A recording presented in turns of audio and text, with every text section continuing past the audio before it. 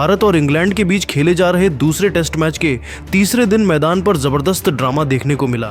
KL Rahul और Ben Stokes के बीच हुई जमकर लड़ाई, फिर राहुल ने दिया करारा जवाब। आखिर क्या थी इस लड़ाई की वजह? कैसे बेन स्टोक्स और केएल राहुल के बीच तनातनी की नौबत आ गई और इस झगड़े को कैसे शांत किया गया? आज हम आपको इस पूरे ड्रामे की पूरी कहानी बताने जा रहे हैं। लेकिन दोस्तों, उससे पहले आप नीचे कमेंट करके बताइए कि केएल राहुल और यशस्वी जायसवाल में से कौन है बेहतर खिलाड़ी। दोस्तों, सबसे पहले आपको इस मुकाबले का बैकग्राउंड समझाते हैं। भारत और इंग्लैंड के बीच टेस्ट सीरीज का दूसरा मुकाबला खेला जा रहा था।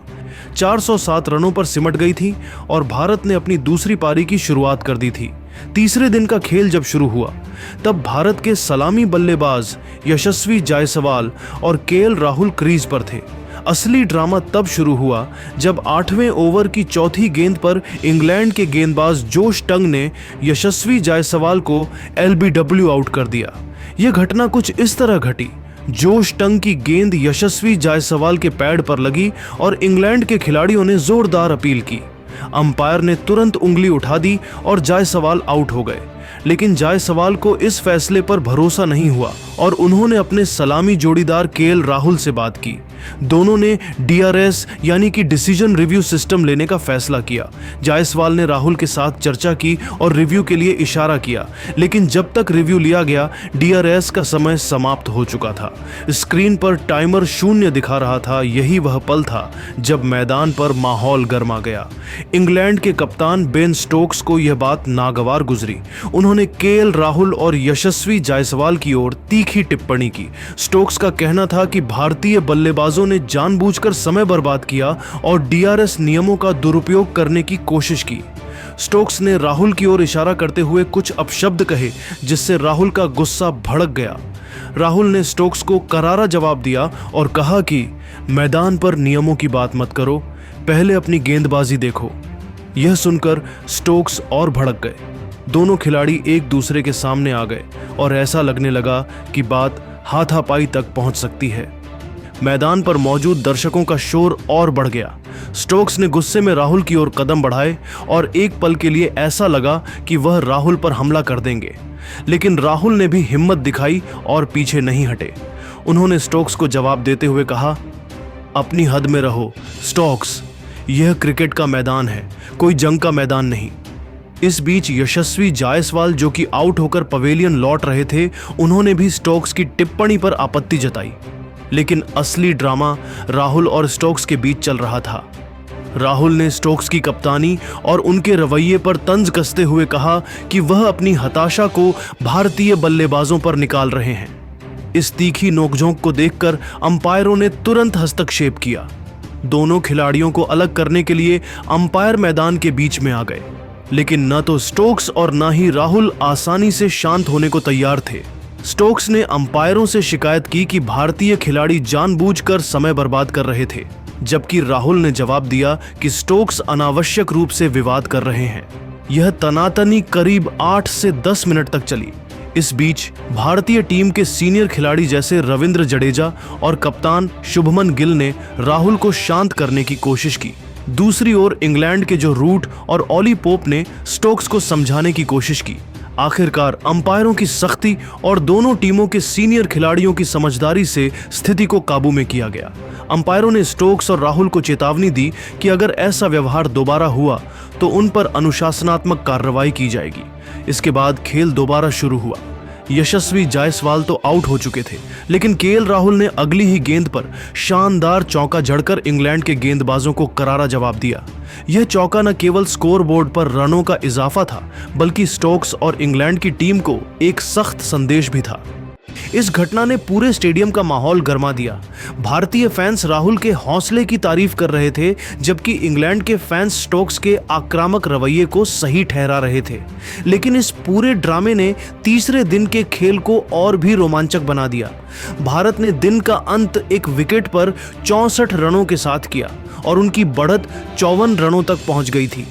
राहुल क्रीज पर डटे हुए थे और उनकी यह पारी भारतीय टीम के लिए मजबूती का प्रतीक बन गई थी।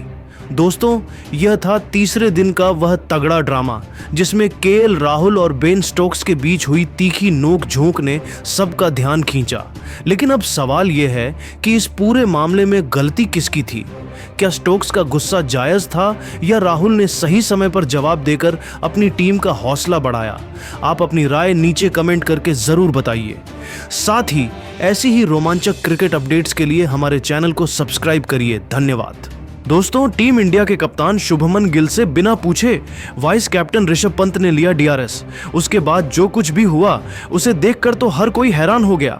तो आखिर कैसे ऋषभ पंत ने बिना शुभमन गिल की मर्जी से डीआरएस लेकर पूरे मैच को पलट कर रख दिया? ऋषभ पंत द्वारा डीआरएस ले जाने पर आखिर अंपायर ने क्या कुछ डिसीजन रहा? ऋषभ पंत और केएल राहुल में कौन है महान खिलाड़ी? आप खुद नीचे कमेंट करके बताइए।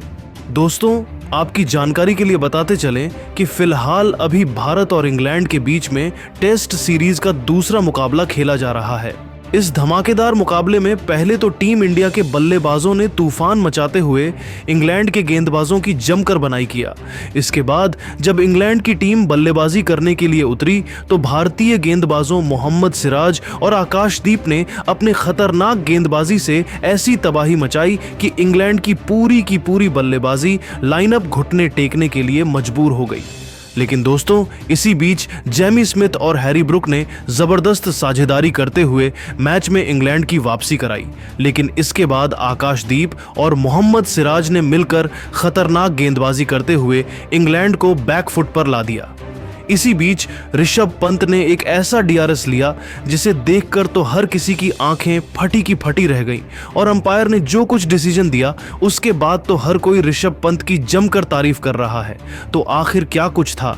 यह पूरा मोमेंट वीडियो के अंत तक बने रहिए, हम आपको पूरी जानकारी बताने वाले हैं।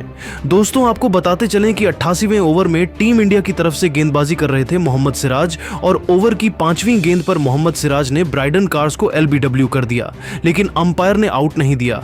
इसके बाद मोहम्मद सिराज ऋषभ पंत के पास पहुंचते हैं और तुरंत शुभमन गिल के मर्जी के बिना ऋषभ पंत ने बड़ा फैसला लेते हुए अंपायर से डीआरएस की मांग कर दिया।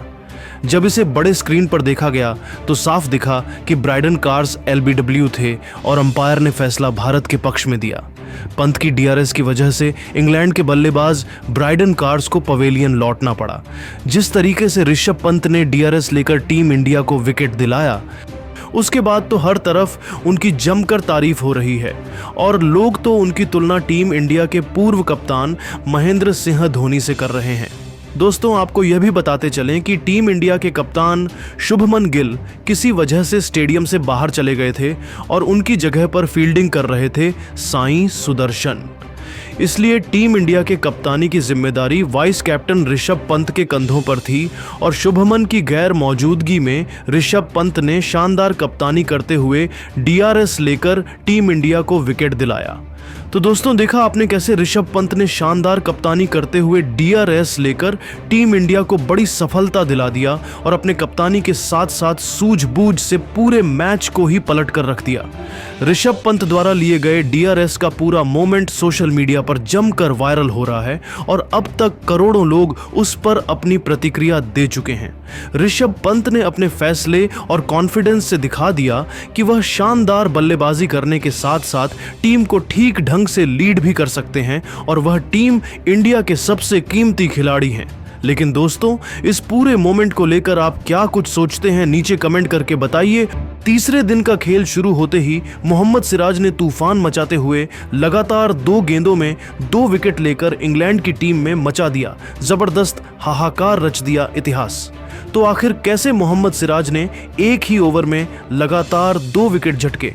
खतरनाक गेंदबाजी करते हुए मोहम्मद सिराज ने किन किन बल्लेबाजों को अपने जाल में फंसाया और कैसे उन्हें शुरुआत में ही विकेट मिला? सिराज की तूफानी गेंदबाजी का पूरा वीडियो तो हम आपको जरूर दिखाएंगे, लेकिन दोस्तों उससे पहले आप सभी को क्या लगता है, आकाशदीप और मोहम्मद सिराज में कौन है ज्यादा खतरनाक गेंदबाज? आप खुद नीचे कमेंट करके बताइए। दोस्तों, आपकी जानकारी के लिए बता दें कि दूसरे टेस्ट मैच में टीम इंडिया के गेंदबाजों और बल्लेबाजों का जबरदस्त परफॉर्मेंस देखने को मिल रहा है। जी हां दोस्तों, आपको बताते चले कि पहले तो बल्लेबाजी करते हुए टीम इंडिया के बल्लेबाजों खासकर कप्तान शुभमन गिल और यशस्वी जायसवाल ने मिलकर इंग्लैंड के गेंदबाजों की जमकर धुनाई किया और टीम इंडिया ने पहले इनिंग्स में 587 रन ठोक डाले। लेकिन इसके बाद जब इंग्लैंड की पारी शुरू हुई तो तूफान मचाते हुए आकाशदीप और मोहम्मद सिराज ने दूसरे दिन मात्र 25 रन के स्कोर पर ही इंग्लैंड के 3-3 बल्लेबाजों को पवेलियन भेजकर